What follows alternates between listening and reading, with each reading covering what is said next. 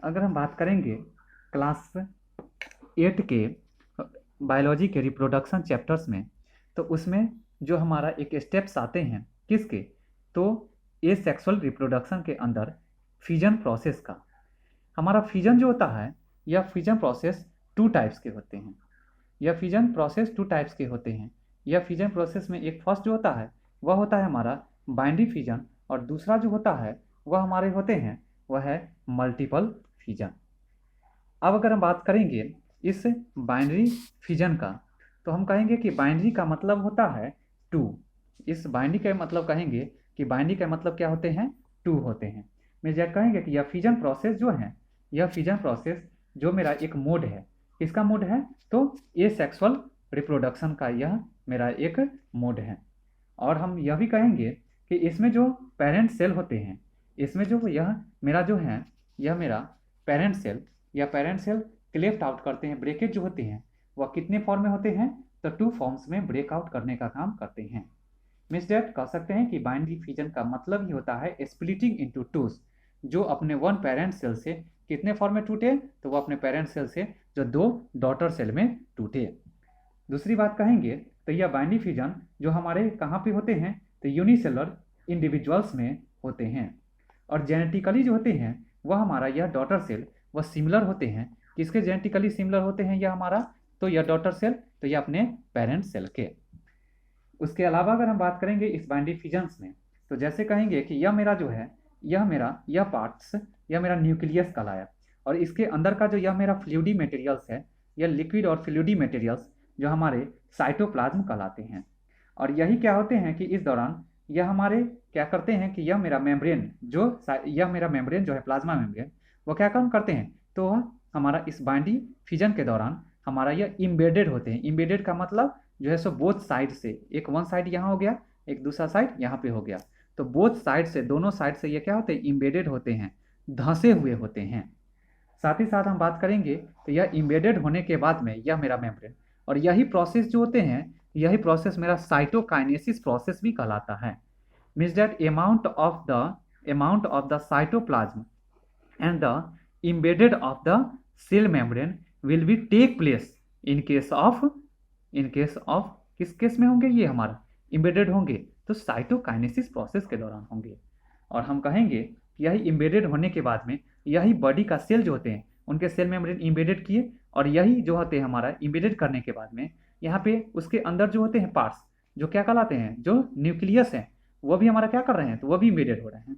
वो भी embedded करते हैं किसके साथ में, ठीक उसी तरह से जैसे प्लाज्मा मेम्ब्रेन कर रहे हैं, और वो हमारा स्प्लिट्स कर जाते हैं उसके बाद में। जैसे इम्बेडेड मतलब धंसे उनका मेम्ब्रेन, वो क्या हो गया, वो उसके अंदर का यह पार्ट न्यूक्लियस का पहले टूट के दो फॉर्म में, मतलब न्यूक्लियाई का फॉर्मेशन, दो डॉटर न्यूक्लियाई का फॉर्मेशन होते हैं, मतलब एज ए न्यूक्लियोइड के फॉर्म में होते हैं, किसके अंदर में, तो हमारे यूनिसेलर ऑर्गेनिज्म यानी अमीबा के अंदर में, किसके द्वारा, तो इस बाइंडी फिजन प्रोसेस के दौरान।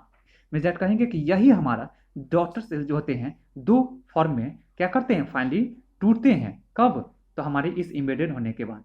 मीन्स डैट यह हमारे प्लाज्मा मेम्ब्रेन जो सेल मेम्ब्रेन है उसके इम्बेडेड होने के बाद में वह हमारा साइटोप्लाज्म का जो अमाउंट है वह भी डिक्रीज करता है, और साथ ही साथ यहाँ सेपरेशन भी होता है, किस में, तो पेरेंट सेल से दो डॉटर सेल में। तो हम इस तरह से कह सकते हैं कि यह बाइंडी फिजन प्रोसेस जो हमारा क्या काम करता है, अगर प्रोडक्ट्स की बात करेंगे तो हम कहेंगे कि it give rise to two individuals, यह दो इंडिविजुअल्स को डॉटर सेल के फॉर्म में पेरेंट सेल से देने का काम करते हैं। दूसरी बात कहेंगे बाइंडी फिजन्स, अगर कंडीशन की बात करेंगे कि यह बाइंडी फिजन प्रोसेस जो है, यह फिजन प्रोसेस किस कंडीशंस में परफॉर्म होंगे, तो हम कहेंगे कि यह बाइंडी फिजन प्रोसेस जो है यह बाइंडी फिजन प्रोसेस जो है यह हमारा वह किस कंडीशंस में होंगे, तो इसके लिए जो कंडीशन चाहिए इस बाइंडी फिजन प्रोसेस के लिए अमीबा में, वह हमारा फेवरेबल कंडीशंस चाहिए। मीन्स डैट हम कहेंगे कि जब फेवरेबल कंडीशंस यानी उसके अकॉर्डिंग उनको टेम्परेचर मिलेंगे, उसके अकॉर्डिंग उनको ह्यूमिडिटी मिलेंगे, उसके अकॉर्डिंग उनके बॉडी रेसिस्ट करेंगे, देन आफ्टर तब वो हमारे पेरेंट सेल दो डॉटर सेल में डिस्ट्रीब्यूट होने का काम करेंगे। उसके बाद में अगर हम बात करते हैं तो वो है मेरा न्यूक्लियस का। यहाँ पे जो न्यूक्लियस जो होते हैं वहाँ पे दो डॉटर सेल्स जो हैं उनके न्यूक्लियस जो होते हैं ओनली वंस टाइम, ये जो न्यूक्लियस है और न्यूक्लियस के क्या है वहाँ जो दो डॉटर न्यूक्लियोइड के फॉर्म में यह हमारा इम्बेडेड होने के बाद जब टूटते हैं तो हम कहेंगे कि once time only one time में ही यह डिस्ट्रीब्यूट होके टू डॉटर न्यूक्लियोइड के रूप में डिस्ट्रीब्यूट होते हैं। साथ ही साथ बात करेंगे तो यहाँ पे क्या हो रहे हैं, साइटोप्लाज्म या जो मेरा है फ्लूइडी मटेरियल्स जो पेरेंट सेल में जो साइटोप्लाज्म कहलाता है, और ये मेरा क्या है न्यूक्लियस। दैट साइटोप्लाज्म का जो डिवीजन होगा वह मेरा, और सेल का जो डिवीजन होगा और सेल मेम्ब्रेन जो इम्बेडेड करेंगे वह किस प्रोसेस के द्वारा करेंगे, तो साइटोकाइनेसिस प्रोसेस के द्वारा करेंगे। न्यूक्लियस का जो डिवीजन होगा, और साथ ही साथ हम कह सकते हैं कि यह न्यूक्लियस का डिवीजन जो होना यह मेरा, और दो डॉटर न्यूक्लियाई के रूप में फॉर्मेशन होना, वह प्रोसेस क्या कहलाएंगे हमारे, तो कैरियोकाइनेसिस के नाम से जाने जाएंगे। किसके लिए, तो दो डॉटर हमारे सेल का फॉर्मेशन करने के लिए। और ईच डॉटर सेल में, ईच में क्या होंगे, अलग अलग न्यूक्लियोइड जो है सो उससे अलग अलग डॉटर सेल में प्रेजेंट होंगे। तो हम कह सकते हैं इसमें जो साइटोप्लाज्म का जो अमाउंट होगा वह भी क्या कर जाएंगे यहाँ पे, तो डिक्रीज करेंगे। मीटर कह सकते हैं कि साइटोप्लाज्म प्रोसेस मतलब तब होंगे, मतलब सेल का डिवीजन तब होंगे, किसके आफ्टर होंगे, तो जब हमारा न्यूक्लियर डिवीजन हो जाएंगे तब। मतलब न्यूक्लियस के यहाँ पे डिवीजन जैसे ही होंगे देन आफ्टर हमारा किसका डिवीजन होगा, तो सेल का डिवीजन होके दो पेरेंट सेल डॉटर सेल का फॉर्मेशन होना पेरेंट सेल से, और साथ ही साथ साइटोप्लाज्म के अमाउंट का यहाँ डिक्रीज हो जाना, साथ ही साथ दो डॉटर हमारा न्यूक्लियाई का फॉर्मेशन होना।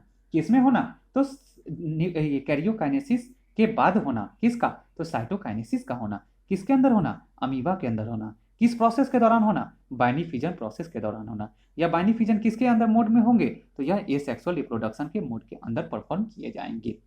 इसके अलावा अगर हम बात करेंगे तो वह है रेसिड्यू। रेसिड्यू का मतलब होता है रिमेनिंग, बचा हुआ मटेरियल। तो जब हमारा यह प्रोसेस जब होंगे, या मेरा जो दो डॉटर न्यूक्लियर का जो फॉर्मेशन हो रहा है, या मेरा किसके द्वारा, या तो कैरियोकाइनेसिस और साइटोकाइनेसिस के स्टेप्स के द्वारा, तो हम कह सकते हैं कि यह मेरा जो डॉटर सेल हो गए, यह मेरा जो डॉटर सेल है, कह सकते हैं कि इसमें पेरेंट सेल से हमारे किसके तक फॉर्मेशन होने के लिए, तो डॉटर सेल तक फॉर्मेशन होने के लिए कोई भी जो या बॉडी पार्ट्स जो डिवीजन होने के बाद वो रिसिड्यूअल मतलब रिमेनिंग मटेरियल्स के रूप में नहीं बचेंगे। मेजर जैसे ही दो डॉटर सेल का फॉर्मेशन हो जाएगा, किससे दो डॉटर सेल का फॉर्मेशन हो जाएंगे, तो हमारे पेरेंट सेल से कोई भी लेफ्ट मटेरियल्स अनयूज्ड मतलब दोबारा से यूज करने के लिए, या फिर वैसे मटेरियल्स जो हमारे फॉर्मेशन होने के बाद में जो होंगे वह मतलब वेस्टेड मटेरियल के रूप में, उनके भी फॉर्मेशंस हमारे नहीं होंगे। कब, तो इस बाइनरी फिजन प्रोसेस के दौरान, जब यह अमीबा के अंदर इस सेक्सुअल मोड के फॉर्म में क्या होंगे, तो इन्वॉल्व होंगे, प्रोड्यूस होंगे तब।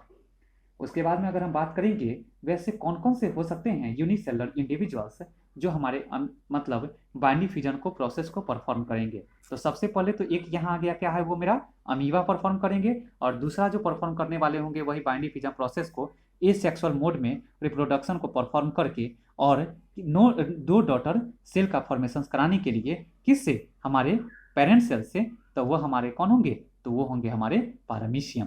मेथड कह सकते हैं कि पारामीशियम और अमीबा बाइनरी फिजन प्रोसेस को परफॉर्म करके दो इंडिविजुअल्स दो डॉटर सेल को किससे, पेरेंट सेल से फॉर्मेशन कराने का काम करते हैं।